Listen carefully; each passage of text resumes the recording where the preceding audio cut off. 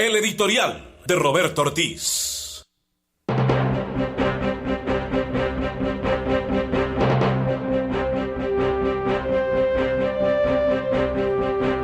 Bueno, como está muy de moda y siempre los editoriales tratamos de que estén acorde al tema del día y a lo que está sucediendo en Colombia y también a lo que está sucediendo en el mundo y en este caso al hermano país de Venezuela, que está sumergido en una crisis de gobernabilidad, en enfrentamientos donde ya se habla de que han salido a la calle más de 8 millones de personas a protestar. Recordemos que allí están habilitados más de 20 millones de venezolanos que votan. Entonces esto quiere decir que el pueblo está bien inconforme. Pero antes de remitirnos qué es lo que está pasando en la crisis de Venezuela, que es nuestro editorial de hoy, tenemos que también en aras de la verdad y de la imparcialidad decir por qué comienza el régimen de Chávez, por qué el tal régimen de Maduro. Mire que la historia está ahí y no la podemos borrar nunca en nuestras mentes y la historia siempre se repetirá y se contará a través de décadas, a través de siglos. Comencemos por qué llegó Chávez al poder. Por desaciertos de gobiernos anteriores y sobre todo porque hubieron hechos que marcaron la historia de Venezuela. Comencemos por uno, vea, para no ir muy atrás. Masacre del Porteñazo. El 2 de junio del año 62, en Puerto Cabello, estado de Carabobo, se produce una sublevación en la base naval y parte de la ciudad porteña interviene el ejército y el saldo es de 400 muertos y 700 heridos. Para que no pensemos que solamente este régimen actual de Maduro es el malote, antes también habían gente que atropellaba y violaba los derechos humanos. Lo que pasa es que hoy nos damos cuenta es porque las redes sociales realmente divulgan la noticia al instante. Recordemos otro, masacre del Barcelonazo, sucedida el 5 de marzo del año 60. Se produce un alzamiento en la ciudad de Barcelona en contra del gobierno de Rómulo Betancourt. Aparecen 21 personas asesinadas después de ser detenidas. Otra, masacre de Cantauro, el 4 de octubre del 82, estado de Anzoátegui. Presidente Luis Herrera Campis, recordemos, del COPEI, y ministro del Interior Luciano Valero, interviene en una reunión de jóvenes del Frente Américo Silva, en su mayoría estudiantes de la Universidad Central de Venezuela. 4 aviones de la Fuerza Aérea lanzaron 17 bombas de 250 libras en el lugar de la reunión, mientras que 1.500 efectivos del ejército, que son la Guardia Nacional y la DC, cercaban la zona. Después del bombardeo, los heridos fueron ejecutados. El saldo final, 23 muertos. Todos estaban desarmados. O sea que aquí no vamos a decirnos mentiras que es que el régimen Chávez apareció porque una luz lo trajo a la tierra. No, trajo porque las democracias anteriores a Chávez también masacraron a su pueblo. Otra, masacre de Yumaré, el 8 de mayo del 86, en el estado de Yaracuy. Durante la presidencia de Jaime Lucinchi, fueron torturados, mutilados y ejecutados 9 luchadores sociales, acusándolos de guerrilleros. El actual jefe de seguridad de Manuel Rosales, candidato opositor de 2006, Henry López Cisco, fue uno de los responsables directos de este suceso. Una más reciente, masacre del Amparo, sucedida el 29 de octubre del 88 en el estado de Apure, durante la presidencia también de Jaime Lucinchi. Fueron asesinados 15 pescadores en el Caño Las Coloradas, acusados de guerrilleros. O sea que no nos alarmemos porque era que anterior a Chávez y al régimen Maduro también se abusaba del poder. Y en el el 27 de febrero del año 89, masacre del Caracazo. No sé si usted se recuerda, Fabio, que fue muy renombrado eso. Ese sí, porque hace parte de la historia más reciente. Sí. Sucedió en la ciudad de Caracas. Esto comenzó en la ciudad de Guarena durante la presidencia de Carlos Andrés Pérez del AD, partido que en ese momento se llamaba así. Se produce un levantamiento social causado por el aumento del petróleo, del transporte, como parte del programa promovido por el Fondo Monetario Internacional, al que se le llamó paquete económico. En ese momento este presidente Carlos Andrés tenía muy buenas relaciones con España y con medios internacionales. ordena la intervención del ejército. Las cifras que hasta hoy, que nunca se saben, han hablado de que ocurrieron, pues, que hubieron 400 muertos y 2.500 civiles fueron arrestados. La represión fue especialmente dura en los barrios más pobres de Caracas. O sea que no nos alarmemos, repito, porque las cosas estén sucediendo hoy así. Porque antes lo que hacía la derecha lo está haciendo hoy en día la izquierda. Porque es que hay que decirlo en aras de la imparcialidad antes de seguir con nuestro editorial. Entonces, en algunas organizaciones no gubernamentales se habla, Fabio, de que durante ese Caracazo los muertos fueron 10.000, que inclusive se hablan de que hay fosas que no han sido identificadas. Bueno, entonces no solamente aquí se habla de violencia, sino que en Venezuela. Entonces, para poder nosotros analizar la crisis en Venezuela, teníamos que recordar por qué llegó Chávez al poder. Por todo eso, porque la gente, Chávez le brindó una esperanza, porque también los regímenes anteriores de ultraderecha, con un país, con una bonanza petrolera, pero que toda fue saqueada de Venezuela, toda fue llevada, tal como lo están haciendo los del régimen de hoy en día. Se especula que las hijas de Chávez tienen en cuentas de islas por allá, que le llamamos paraísos fiscales, más de 4.000 millones de dólares, que el régimen, que los militares venezolanos igualmente, inclusive ustedes vieron, amigos oyentes, que el vicepresidente de Venezuela fue acusado de narcotráfico por los Estados Unidos, e inclusive 2 sobrinos de la primera dama de Venezuela están detenidos en Estados Unidos por narcotráfico. O sea que si hacemos una comparación entre derecha e izquierda, yo creo que van empatados. Ahí tanto corruptos como los anteriores como los actuales. Pero llevemos y analicemos ahora sí por qué se produce la crisis en Venezuela. ¿Por qué el gobierno, el régimen Chávez, el régimen Maduro, como se ha querido llamar siempre?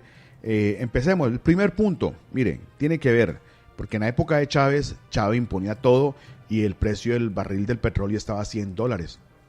Podía botar plata para arriba, que así le cayera un poquito al bolsillo, era suficiente. Entonces la caída del precio del barril del petróleo es un factor que realmente no estuvo del lado de Maduro. Recordemos cuando estaba Chávez, el barril costaba $100 y llegó a caer a $28 y hoy en día mantiene una tasa promedio de 50, $51. O sea que realmente, comparado con los $100 que manejó durante la revolución de Chávez, comparado a lo que tiene Maduro, y que Maduro es un gobernante que no lo sabe hacer, es un hombre, y con todo el respeto que se merecen los seguidores, porque aquí en Colombia hay seguidores del régimen chavista y yo los respeto, es un gobernante que le podemos decir es un hombre bruto, así como la palabra textual, bruto. Yo creo que gobernar tiene su lógica, gobernar tiene sentido común, y este es el de los sentidos que menos le opera al presidente Maduro, que menos le sirve a él, porque es un gobernante que sale con unas barbaridades a veces, que la gente puede encontrar por ahí en las redes sociales, en YouTube, barbaridades que sale diciendo, haciendo comparaciones, bueno, cosas de que ningún hombre serio que esté dirigiendo un país, y que tenemos que decir, la cuarta potencia petrolera del mundo es Venezuela, tiene reservas para los próximos 100 millones de años, y nosotros aquí preocupados porque en 8 o 10 años se nos acaban las reservas de petróleo si no encontramos, y ellos están nadando encima del petróleo pero no saben administrar. Esto quiere decir, usted puede tener mucha plata, pero si no se la sabe administrar, puede quedar en la ruina, puede quedar en la calle. Entonces, yo creo que aquí la caída del petróleo ha sido uno de los factores de la crisis en Venezuela. Y si esos precios siguen así, difícilmente Venezuela no crecerá. Le voy a hacer solamente un datico, estimado oyente. Mire, en el año 2014, las exportaciones de petróleo de Venezuela eran de $75.000 millones. En el año 2016, solamente fueron de $27.000 millones. Entonces imagínense, rebajó casi un 60, 65%, 70%. O sea, la tercera parte se vino al suelo, no lo sabe sacar. Bueno, tenemos aquí, como nosotros estamos cogiendo el editorial en línea, como tuvimos el general Casa cuando hablamos del tema de seguridad, hoy en la crisis de Venezuela tenemos a un venezolano de nombre Antonio. Antonio, buenos días y cuéntenos, ¿cómo está hoy en día Caracas? Buenos días para todos los oyentes. El día de ayer, 20, hubo otra manifestación grande en la cual fue reprimida violentamente nuevamente, y en la noche se presentó una situación digamos, de gran preocupación toda la noche en varias distintas zonas de Caracas, en zonas populares, por decirlo así, donde los colectivos, los mal llamados colectivos, que son paramilitares, o sea, es decir, civiles armados por el gobierno, salieron a amedrentar a la población para meter miedo. Saquearon muchísimos negocios, intentaron meterse en zonas residenciales, en casas, y bueno, la gente tuvo que defenderse. Entonces, al día de ayer fueron disparos y sonidos de ametralladoras. En muchos lugares trancaron las vías rápidas, las zonas populares trancaron las vías rápidas. Fue una noche de bastante tensión, porque también, digamos, en la casa presidencial, Miraflores, pusieron las lámparas, las luces antiaéreas. Entonces eso también creó un poco más digamos, de terror, o sea, de que está sucediendo en la calle. Habían tropas en las calles de la Guardia Nacional, y bueno, el gobierno, una persona del gobierno salió a la 1 de la mañana diciendo que todo está bien, pero él dice que todo está bien y hay disparos por todos lados. Antonio. Y lo único que se ven eran los colectivos disparando contra los edificios, las zonas residenciales y contra la gente, buscando saquear. Antonio. Entonces, dígame. ¿Qué es que de pronto los oyentes se preguntarán qué son luces antiaéreas? Son como que las luces que suben, que apuntan hacia el cielo, que escandilan, que son como que linternas grandísimas que se ponen apuntando hacia el cielo. No sé si las han visto en algún evento o algo así. ¿Quién coloca eso? ¿La gente o las fuerzas armadas? No, eso fue la misma gente, eso lo pusieron en Miraflores, en la casa del gobierno, ellos mismos. ¿Con qué finalidad? No lo sé, porque yo creo que hasta ellos mismos se preocuparon, porque creo que la situación se les salió de control. Porque ellos, ¿qué es lo que estoy viendo yo hoy a las 9 de la mañana, después de pasar toda la noche viendo la situación? Que ellos mandaron a los colectivos, a esos paramilitares, a amedrentar la situación se salió totalmente de control, porque ellos no esperaban que la gente se saliera a defender. Entonces, como la gente se salió a defender, se podrá imaginar el sonido de los disparos en toda Caracas, en muchas zonas, intentaron saquear, y ellos ahorita en la mañana, están diciendo que eran grupos terroristas pagados por la oposición, cosa que es totalmente falsa. Están todos los videos que se ve que son colectivos, o sea, paramilitares del gobierno de Nicolás Maduro. Antonio, entonces, ¿y qué se espera para hoy viernes? Más marchas, porque ya aquí estamos hablando y por cadenas internacionales hablan de que entre 8 millones de personas están marcharon el día de ayer en todo Venezuela, no solamente en Caracas, donde se dice que fueron casi 3-4 millones de personas en las calles. Entonces, esto sigue creciendo, esta inconformidad. Yo creo que si esto pasa a los 10 millones de personas, el régimen ya está tambaleando, ya creo que tiene que realmente renunciar Maduro y toda su cúpula. No va a ser fácil, ojalá que esto no vaya a traer muertos, vaya a traer cosas que en el pasado se han producido, como lo dijimos antes de conversar esta charla contigo, que también la gente de la derecha en el gobierno de Carlos Andrés Pérez, recordemos ese Caracazo, también hubo muchos desaparecidos, hubo muchos muertos. ¿Recuerda usted eso? Sí, efectivamente. Ellos ya no tienen gente. Ellos, por lo menos en la marcha del día 19 de abril, por el canal del Estado, que es totalmente del gobierno, el canal BTV, usted ve las imágenes y se ve full, o sea, full repleta una avenida de gente de ellos. Pero entonces usted busca en internet videos de personas que viven al lado de esa avenida y lo que estaba en pantalla no corresponde a lo que estaba en la calle. Había un total montaje, aparte que para ellos poder traer, las personas que se muestran ahí, muchas de las personas fueron obligadas, las personas que trabajan en organismos públicos fueron obligados, están los memorándum, pueden buscarlos en internet, personas que fueron obligadas y amenazadas de ser despedidos de sus trabajos si no asistían a esa marcha, y trajeron personas de toda Venezuela en cientos de autobuses, cientos de autobuses para poder llenar una parte de esa calle. Por el lado de la oposición, la gente sí salió, la gente tuvo que caminar porque trancaron los accesos, entonces las personas, bueno, llegaban hasta cierto punto y lo que hacían era caminar.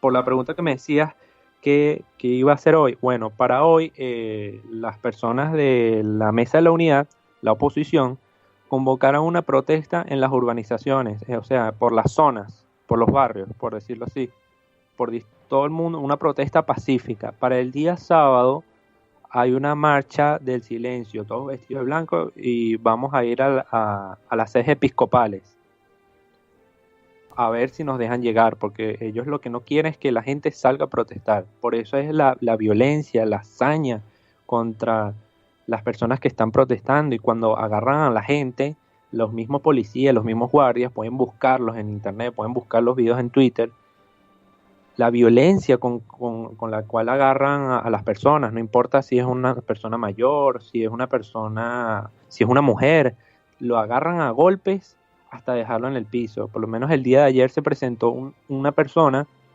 que salió desnudo para que no le dispararan, y se acercó a una de las tanquetas y le dispararon perdigones, porque todo el mundo se pregunta ¿por qué le dispararon si andaba totalmente desarmado? Pero ahí es cuando te das cuenta la rabia que le tienen a las personas que no están con ellos, y ellos ya se ven que ellos ya no tienen gente, entonces están desesperados por mantenerse en el poder, porque ellos saben que si se salen del poder van a ir presos. Entonces, Antonio, esto es cuestión de días que se dé el acabose del régimen de Nicolás Maduro. No sabemos que no va a ser fácil, porque ellos no van a renunciar. Ojalá y repetimos, que esto no vaya a traer más muertos, derramamiento de sangre, desapariciones, porque eso es lo que siempre ocurre. Una pregunta final.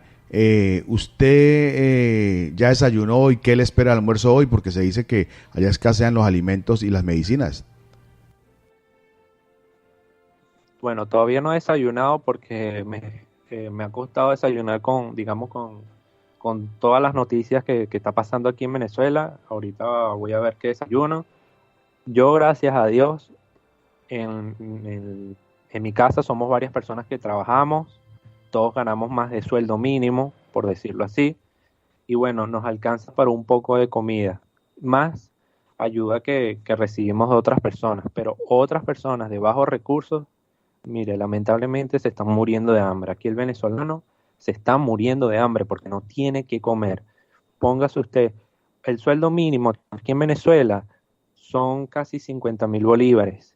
Y aquí hay una ley que obliga a las empresas a pagarle lo que le dicen cesta ticket. Es una tarjeta con dinero, que son aproximadamente 100.000 bolívares. Póngase usted que imagínese que un kilo de leche en algunos lados sale 10.000 bolívares. Si su sueldo es 40.000 bolívares, imagínese, ya se le fue gran parte del sueldo. El aceite, un aceite de litro sale 5.000 bolívares. Hay muchas cosas que los precios están por las nubes con respecto a los salarios. Por eso es muy difícil a veces conseguir comida a bajo costo. Bueno, Antonio, entonces esperamos seguir contando con tu llamada y que nos esté informando para que nos demos cuenta cómo está Venezuela, que ojalá todo se solucione y por el bien de nuestra querida hermana República Bolivariana, venezolana, como le quiera llamar ya hoy en día, que las cosas entienda el régimen Maduro, que no es con la violencia, tal como se lo piden los países hermanos de Sudamérica, como se lo pide el señor presidente, el secretario de la OEA, señor Luis Almagro, que vengan elecciones, que es lo único que puede salvar y parar la violencia. Feliz día, Antonio. Muchas gracias.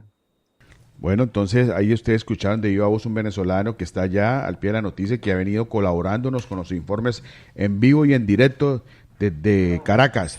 Bueno, entonces sigamos. ¿Por qué la crisis en Venezuela? Ya dijimos que el primer punto tiene que ver con la caída del petróleo, el barril, que estaba a $100 en la época de Chávez y ya después bajó a $28 y hoy se mantiene en $50. O sea, esto no le permite a un país que únicamente vive el petróleo, porque allá todo lo traen del exterior, la comida, allá no producen. Inclusive lo último que sí muchos oyentes escucharon fue que allá embargaron bancos, empresas de alimentos, y lo último que pasó fue que cogieron los bienes de la Ford, porque recordemos que para Sudamérica la planta de Estados Unidos tenía una concesión ahí en Venezuela y que los carros que transitaban por Colombia eran producidos ahí en Venezuela. Pues el régimen expropió las tierras, las fábricas, y la Ford dijo, me voy de Venezuela. O sea, un punto más para la crisis venezolana. Entonces, vamos con el punto número 2.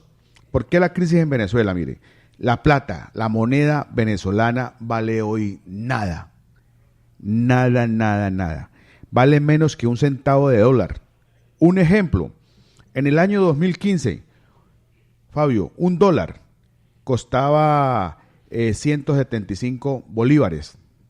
En el año 2016, $1 costaba $865.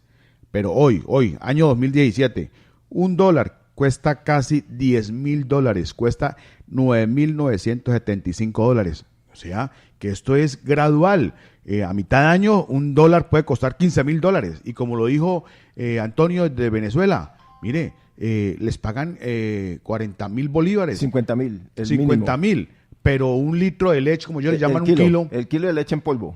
De leche en polvo. Cuesta 10,000 y un tarro de aceite. O sea, que si usted compra alimentos, o compra arroz o compra aceite con leche nomás. O sea, no puede lo que tal vez podamos hacer muchas familias en Colombia, que es ir al mercado y llevar lo necesario y comer equilibradamente. No se puede hacer allá. No alcanza para lo que llamamos aquí en la calle de Don Roberto de la CPM, el arroz, la carne, el maduro y el plátano. No alcanza. La canasta básica no se puede hacer allá, o sea, que tienen que comer es por parte, o sea, que el cuento de las proteínas y los alimentos básicos allá no funciona, para que se den cuenta más o menos. Y mire la comparación.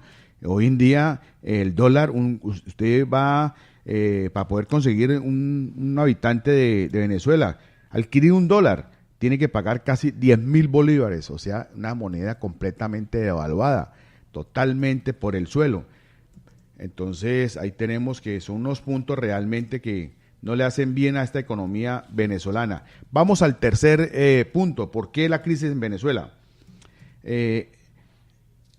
Llegó la oposición al poder, diciembre del año 2015.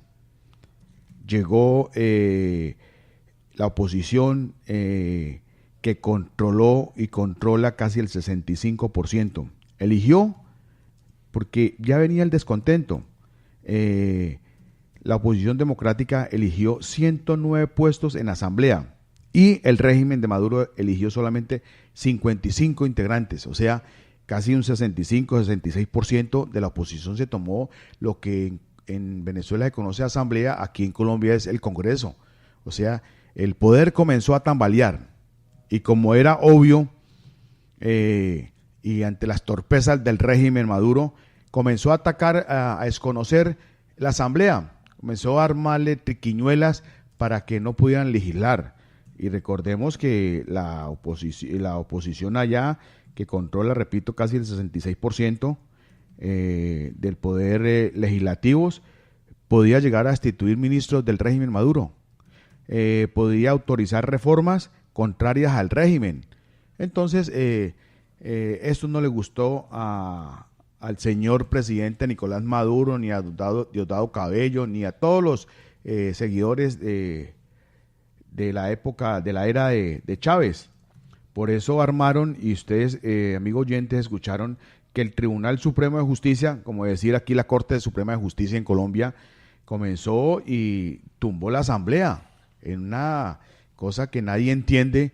¿Por qué la justicia se mete con el poder legislativo? Recordemos que en los países funciona el poder ejecutivo, que está en cabeza del presidente, el que hace las leyes, que es el poder legislativo, y el poder judicial, que es el que tiene que ver con jueces, fiscalía y todo eso. Entonces, allá el poder de la justicia se metió y tumbó el poder legislativo, que es la Asamblea. Y desde ahí comenzó esa revuelta que no sabemos en qué puede parar. Ya van varios muertos, se habla que van 6 muertos, que van 7 muertos, hay heridos. Mire lo que decía ayer, que decía el amigo Antonio de Venezuela, y que ustedes vieron, amigos oyentes, a través de las imágenes de televisión, un hombre completamente desnudo, un hombre delgado, se paraba y reclamaba, no me disparen, y sin embargo le tiraban perdigones, y al final ya en la noche, como pudimos ver, este hombre tenía heridas de perdigones por la cara, por la espalda, un hombre que salió completamente desnudo, tal vez para que no fueran a pensar de que el hombre estaba armado, que ya llevaba algo, porque la gente pensará, no, es un exhibicionista. No, es un hombre que hizo una tarea que fue salir desnudo para que aquí mañana no lo fueran a balear y dijera, es que ya un arma oculta, o le ponen un arma, porque ¿qué arma le van a poner a un hombre desnudo? Ninguna. Entonces miremos las imágenes, cómo quedó después de eso. Lo único que faltó fue que lo mataran, Fabio. Totalmente el cuerpo lleno de perdigones se le veían. Va a tener bastante tiempo en recuperación este joven. Y me contó un médico anoche viendo eso, don Roberto, que los perdigones no pueden ser extraídos. La persona tiene que acostumbrarse a vivir con ellos. ¿Qué tal esa? Son pequeñísimos balines. Claro. Entonces, el cuarto punto, ¿por qué la crisis en Venezuela? Miren, tal vez este dato únicamente lo podrán saber los economistas. La deuda pública de Venezuela puede sumar 250.000 millones de dólares. Así como tienen plata, también deben. Entonces, esto es un punto en que se dice que Venezuela tiene pagos atrasados por cerca de 10.000 millones de dólares. Recordemos que países que son muy aliados de Venezuela, como Siria, como Irán, recuerde que algo que hizo Chávez y ha hecho Nicolás Maduro y que le han criticado es aliarse con países que le llamaban el ala del mal, o sea, países que tienen que ver con el terrorismo en el mundo. Entonces, no nos alarmemos si Chávez va a practicar terrorismo contra su propio pueblo, porque es que sus amigos del exterior a lo mejor le pueden estar aconsejando eso. Entonces, uno de los cuartos puntos que tiene Venezuela es la deuda pública. Repito que casi debe 250.000 millones de dólares y tiene pagos pendientes por 10.000 millones de dólares. O sea que es un país con una deuda muy alta, pero demasiado alta, pensaría uno, y que depende únicamente del petróleo. Yo creo que allá lo único que los puede salvar es que el petróleo siga subiendo. O sea, nunca se preparó para una crisis a nivel mundial de las bajas del petróleo. Y la quinta, y esta sí es la que tiene la gente en la calle, esta es la que tiene, pues ya rebosó la copa, ya esto realmente se salió de manos, que fue la crisis alimentaria, la crisis en salud. Un pueblo hambriento, un pueblo con hambre, no lo contiene nadie. Es como usted irse, Fabio, cuando la gente tiene hambre para un barrio donde no hayan comido y usted se siente en una mesa y saque un pollo, ¿qué le puede pasar? No, pues todo el mundo le tira encima. Le tira encima, lo llevan. Entonces, esto es lo que realmente está pasando, la crisis alimentaria en Venezuela. Esto realmente ya rebosó la copa, repetimos, porque el régimen está ahí y los venezolanos son los que realmente esta crisis económica, el gobierno no puede pagar para importar artículos comestibles como la leche, la harina y huevos, lo que ha provocado que muchos estantes en los supermercados se encuentren vacíos. Le voy a dar un solo ejemplo. McDonald's, esa multinacional de las hamburguesas y de las papas fritas, se quedó sin papas, no podía vender, porque Venezuela no tenía cómo importar papas, imagínense, porque ellos no cultivan allá. Entonces la falta de alimentos en Venezuela, así como las largas filas para tener comida, son un gran problema para la inestabilidad social en la nación suramericana. No hay huevos, no hay leche. Dijo recientemente una persona que fue entrevistada en un programa que en los barrios populares esto es un tesoro, conseguir leche, huevos. Recordemos que allí Nicolás Maduro le dijo a los panaderos, no me escondan el pan. Y los señores salieron y le dijeron, pero ¿con cuál pan? Si es que harina no hay. O sea, siempre buscan a través de la mentira en seguir engañando al pueblo. Entonces, y esto tiende a empeorar todavía más. Entonces, estas cosas son las que han sacado más a la gente a la calle. Sobre todo, ya ni siquiera aquellos que están recibiendo subsidios del Estado los han podido controlar, porque con hambre, con papeles no se come, Fabio. Papeles únicamente para leer, pero lo que la gente necesita son alimentos. ¿Y qué me dice la medicina?